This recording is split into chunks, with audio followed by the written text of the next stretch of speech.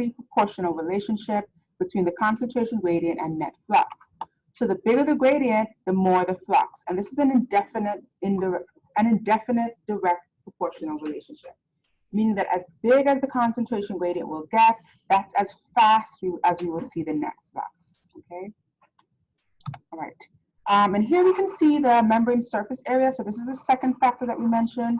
And this image is showing two different states of our alveoli. So the alveoli in our lungs are an area where we have a very thin membrane, and that is an area that is adapted for diffusion. This is how oxygen gets into our blood vessels through our lungs, and this is how carbon dioxide diffuses out into the lungs to be exhaled. And so on the left, we see normal, healthy alveoli. We see a lot of membrane, right? A lot of surface area for exchange. On the right, we see damaged alveoli. So we see a lot of air in between here, a lot of a loss of the surface area, a lot of loss of the membrane structure. And this is going to have a slower rate of oxygen diffusion than we will see in healthy lung tissue, where we have that nice extended, extensive surface area for oxygen transport, okay, oxygen diffusion. So it's really important to point out that the membrane surface area will also dictate how much stuff, how fast stuff will get across the membrane. We also see that as an example in the gastrointestinal system.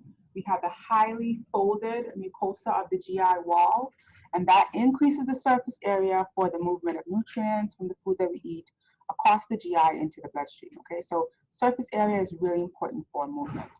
And then the third factor, membrane permeability, we can further look at some other things that influence the membrane permeability. One is going to be the lipid solubility of the substance. So we know that things that can go through the lipid bilayer, like steroid hormones, like oxygen, like carbon dioxide, will go through the membrane at a faster rate than things that cannot go through the membrane, like glucose, like amino acids, like charged particles, okay? So whether or not it is lipid soluble, or another way of saying that is whether it's polar versus non-polar. Like polar means that it's water soluble, it likes water, it's not going to go through the membrane. Lipid soluble or non-polar means that it's hydrophobic, and so it is going to go through the membrane, and that will heavily determine whether or not we're going to have a rate or whether or not we have movement. There's also the size and shape of the particle. So large, bulky molecules like cells and some proteins cannot get through the cell membrane, and that is because they're just too large to go through that lipid bilayer. We talked about the junctions of the lipid bilayer. And then the temperature is another important factor. This is not really important in our physiology because our core temperature is pretty set, it's pretty standard.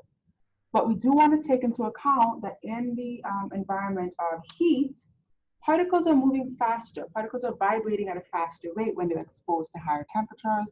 And so if you have a faster rate of movement in general, we'll see a faster rate of simple diffusion. And then lastly, the thickness of the membrane. So this one is kind of really easy to understand or visualize. If we have a thicker membrane, we have more of a barrier to diffusion. Areas where we want easy diffusion must have a thin membrane. Again, looking at the GI wall, looking at the alveoli of the lungs, looking at the endothelial cells of our capillaries. In order to facilitate easy and fast, simple diffusion, and in order to have a really permeable membrane, the membrane must be thin, usually one cell layer thick, all right? Thick, bulky membranes do not facilitate simple diffusion, and we're going to have a slower rate of diffusion.